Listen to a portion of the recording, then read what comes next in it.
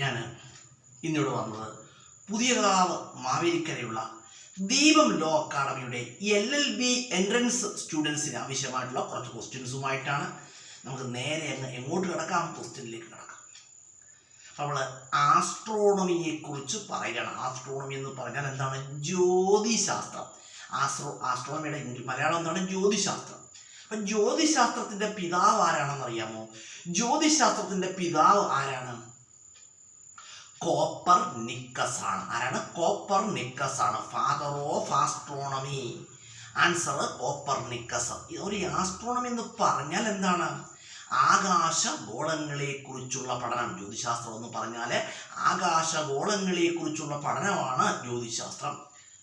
Astronomy എന്ന് പറഞ്ഞാൽ study of heavenly bodies is known as astronomy. Study of heavenly bodies is known as astronomy. അതുപോലെ അന്താരാഷ്ട്ര ജ്യോതിശാസ്ത്ര വർഷം എന്നാണ്? 2009. International astronomical year 2009. അതുപോലെ തന്നെ ആസ്ട്രോണമിയെക്കുറിച്ച് പറയുമ്പോൾ നമ്മൾ ഇനി സൂര്യനെ കുറിച്ച് പറയുകയാണ്. സൂര്യൻ അപ്പോൾ സൂര്യൻ എന്ന് പറയാൻ നമുക്കറിയാം, സൗരയുധത്തിൻ്റെ കേന്ദ്രമാരാണ്? സൂര്യനാണ്. Centre of the solar system. Answer the sun. Centre of the solar system. Answer എന്താണ്? ദ സൺ ആണ്. അതുപോലെ വളരെ പ്രധാനപ്പെട്ട ക്വസ്റ്റ്യനാണ്. സൂര്യനിൽ ഏറ്റവും കൂടുതലുള്ള മൂലകം ഏതാണ്? ഹൈഡ്രജൻ ആണ്. Most abundant element of the sun. Answer hydrogen. സൂര്യനിൽ ഏറ്റവും കൂടുതലുള്ള മൂലകം ഏതാണ്? ഹൈഡ്രജൻ ആണ്. അതുപോലെ ഹൈഡ്രജൻ കഴിഞ്ഞാൽ സൂര്യനിൽ ഏറ്റവും കൂടുതലുള്ള മൂലകം ഏതാണ്? ഹീലിയമാണ്. Second most abundant element of the sun. Answer ഹീലിയമാണ്. അതുപോലെ സൂര്യനിൽ ഊർജം ഉൽപ്പാദിപ്പിക്കുന്ന പ്രക്രിയ ഏതാണ്? ന്യൂക്ലിയർ ഫ്യൂഷൻ ആണ്. സൂര്യനിൽ ഊർജം ഉൽപ്പാദിപ്പിക്കുന്ന പ്രക്രിയ. Answer nuclear fusion.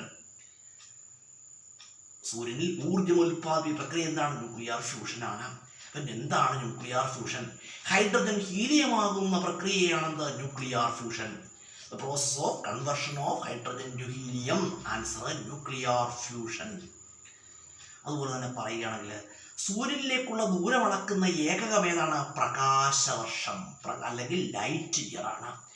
The unit used for measuring the distance to the sun or stars. സൂര്യനിലേക്കുള്ള അല്ലെങ്കിൽ നക്ഷത്രങ്ങളിലേക്കുള്ള ദൂരം അളക്കുന്ന യൂണിറ്റ് എന്താണ്? പ്രകാശവർഷം അല്ലെങ്കിൽ ലൈറ്റ് ഇയർ ആണ്. പ്രകാശവർഷം light year. Answer light year. അതുപോലെ തന്നെ സൂര്യപ്രകാശം ഭൂമിയിൽ എത്തിച്ചേരുവാൻ ആവശ്യമായ സമയം എത്രയാണ്? 8.2 അല്ലെങ്കിൽ 500 second. The time taken four distance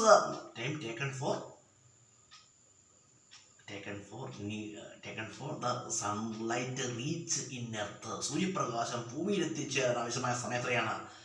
8.2 minute അല്ലെങ്കിൽ 500 second. 8.2 minute or 500 seconds. 8.2 minute എന്ന് പറയുന്നത് 500 സെക്കൻഡ് എന്ന് പറയുന്നത് എന്താണ്? തുല്യമാണ് അല്ലെങ്കിൽ ബരാബറാണ് അല്ലെങ്കിൽ ഈക്വലാണ്. അതുപോലെ സൗരോർജത്തെ വൈദ്യോർജമാക്കി മാറ്റുന്ന ഉപകരണം എന്താണ്? സോളാർ സെല്ലാണ്. എന്താണ്? സോളാർ സെല്ലാണ്. The device used to convert solar energy to electrical energy. Answer solar panel അല്ലെങ്കിൽ സോളാർ സെല്ല്. സോളാർ പാനൽ എന്നും പറയും, സോളാർ സെൽ എന്നും പറയും. ഇപ്പോൾ നമ്മൾ കുറച്ച് ക്വസ്റ്റ്യൻസ് പറഞ്ഞു. ഈ ക്വസ്റ്റ്യൻസ് എന്താണ്? മോസ്റ്റ് യൂസ്ഫുൾ ആയ ക്വസ്റ്റ്യൻസ് ആണ്. ഞാൻ ഇന്നിവിടെ വന്നത് പുതിയകാവ് മാവേലിക്കരയുള്ള ദീപം ലോ അക്കാഡമിയുടെ LLB എൻട്രൻസ് സ്റ്റുഡൻസിന് ആവശ്യമായിട്ടുള്ള ക്വസ്റ്റ്യൻസുമായിട്ടാണ്. ഈ ക്വസ്റ്റ്യൻസ് ഏവർക്കും യൂസ്ഫുൾ ആയ ക്വസ്റ്റ്യൻസ് ആണ്. വീഡിയോ കാണുന്നവരെ തുടർച്ചയായിട്ട് കാണുക. തുടർച്ചയായിട്ട് കണ്ടെങ്കിൽ നിങ്ങൾക്ക് ഇതുകൊണ്ട് എന്തെങ്കിലും ഇമ്പ്രൂവ്മെൻറ്റ്സ് ഉണ്ടാവുകയുള്ളൂ. പെട്ടെന്നൊരു ക്വസ്റ്റ്യൻ ഓർമ്മ വന്നു. നമ്മൾ സൗരയിൽ ഉൾപ്പെടുന്ന ഗാലക്സി ഏതാണ്? ആകാശഗംഗ കേട്ടോ. സൗരയിൽ ഉൾപ്പെടുന്ന ഗാലക്സി ഏതാണ്? ആകാശഗംഗ. Solar system included the galaxy. Answer എന്താണ്? Milky way. അതുപോലെ ഇന്ത്യൻ ജ്യോതിശാസ്ത്രത്തിന്റെ പിതാവ് ആരാണ്? വരാഹമിഹിരനാണ്. Father of Indian astronomy. Answer Varahamihira.